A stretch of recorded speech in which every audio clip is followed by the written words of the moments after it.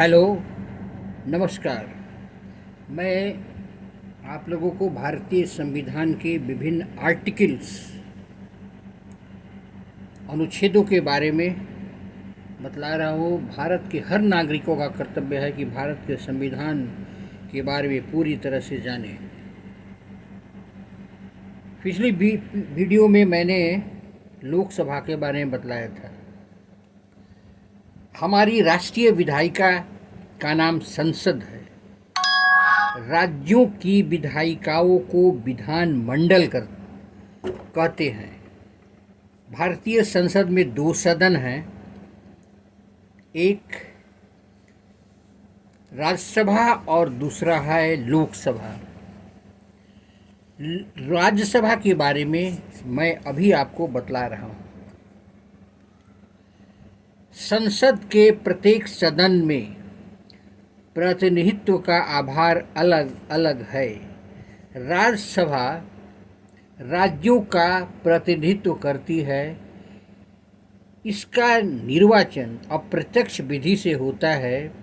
किसी राज्य के लोग राज्य की विधानसभा के सदस्यों को चुनते हैं, फिर राज्य विधानसभा के निर्वाचित सदस्य राज्यसभा के सदस्यों को चुनते हैं। द्वितीय सदन राज्यसभा में प्रतिनिधित्व के लिए दो सिद्धांतों का प्रयोग किया जा सकता है। एक तरीका यह हो सकता है कि देश के सभी क्षेत्रों को समान आकार और जनसंख्या के असमान आकार और जनसंख्या के बावजूद द्वितीय सदन में समान प्रतिनिधित्व दिया जाए। दूसरा तरीका यह है कि देश के विभिन्न क्षेत्रों को उसकी जनसंख्या के अनुपात में समान प्रतिनिधित्व दिया जाए, अर्थात द्वितीय सदन में ज़्यादा जनसंख्या वाले क्षेत्र को ज़्यादा और कम जनसंख्या वाले क्षेत्र को कम प्रतिनिधित्व प्राप्त हो। अमेरिका के द्वितीय सदन सीनेट में प्रत्येक राज्य को समान प्रतिनिधित्व दिया जा गया है। यह सभी राज्यों में समानता स्थापित करता है, लेकिन इसका अर्थ यह भी है कि छोटे राज्यों को बड़े राज्यों के बराबर प्रतिनिधित्व मिलेगा। हमारी राज्यसभा के लिए इन अमेरिकी प्रतिनिधित्व प्रणाली से अलग तरीका अपनाया गया है। संविधान की चौथी अनुसूची में प्रत्येक राज्य में निर्वाचित होने वाले सदस्यों की संख्या निर्धारित कर दी गई है। यदि हम राज्यसभा के प्रतिनिधित्व के लिए अमेरिका की समान प्रतिनिधित्व प्रणाली का प्रयोग करें तो क्या होगा, जरा सुनिए। लगभग 19.98 करोड़ जनसंख्या वाले उत्तर प्रदेश को 6.10 लाख जनसंख्या वाले सिक्किम के बराबर प्रतिनिधित्व मिलेगा।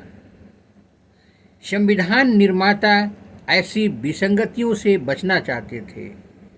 यहाँ ज़्यादा जनसंख्या वाले राज्यों को अधिक और कम जनसंख्या वाले राज्यों को कम प्रतिनिधित्व दिया गया है। इस प्रकार ज़्यादा जनसंख्या वाले उत्तर प्रदेश को 31 और छोटे जनसंख्या वाले सिक्किम को राज्यसभा में 1 सीट दी गई है। राज्यसभा के सदस्यों को 6 वर्ष के लिए निर्धारित किया गया है। उन्हें दोबारा निर्वाचित किया जा सकता है। राज्यसभा के सभी सदस्य अपना कार्यकाल एक साथ पूरा नहीं करते। प्रत्येक 2 वर्ष पर राज्यसभा के 1/3 सदस्य अपना कार्यकाल पूरा करते हैं और इन 1/3 सीटों के लिए चुनाव होते हैं। इस तरह राज्यसभा कभी भी पूरी तरह से भंग नहीं होती, अतः इसे संसद के अस्थायी सदन के रूप में मानते हैं। इस व्यवस्था का लाभ यह है कि लोकसभा बंद होती है और चुनाव बाकी होते हैं, तब राज्यसभा की बैठक बुलाई जा सकती है और जरूरी मसलों को निपटाया जा सकता है।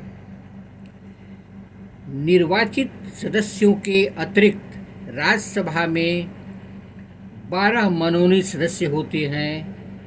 उन्होंने साहित्य, विज्ञान, कला और समाज सेवा के क्षेत्र में विशेष उपलब्धि हासिल की हो, उन्हें राष्ट्रपति द्वारा मनोनीत किया जाता है। धन्यवाद। आप मेरे चैनल को लाइक करें, सब्सक्राइब करें, ताकि अगली संविधान के नियमों कानूनों के बारे में आपको समझा सकूं, क्योंकि भारत के हर व्यक्ति को भारतीय संविधान के बारे में जानना अति आवश्यक है।